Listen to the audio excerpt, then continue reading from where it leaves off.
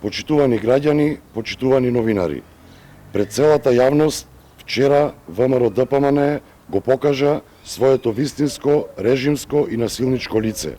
Оваа партија, раководена од Будимпешта, е остаток на режимската матрица која 11 години ја зарубуваше државата и ги газеше граѓаните. Вчера пратениците на ВМРО ДПМН од Охрид, Кирил Пецаков, Лидија Петковска и Александар Николовски, застанаа цврсто против интересите на граѓаните, застанаа зад насилството. Луѓето кои вооружени, жедни за крв, упаднаа насилно во собранието на 27 април, кои пред камери се обидоа да убијат пратеници, денеска ВМРО ДПМН ги нарекува честни луѓе и уставобранители.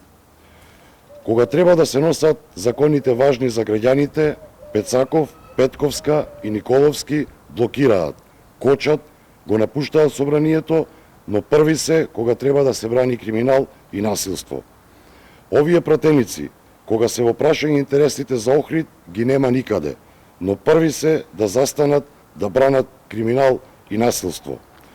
Почитувани, колегите пратеници, наместо да доаѓаат во собранието и да работат во интерес на граѓаните, за тоа што се платени од нив, тие, прекршувајќи ги мерките за заштита на коронавирусот, без маски, без дистанца, се групираат за да покажат дека се цврсто застанати на браникот на криминалот.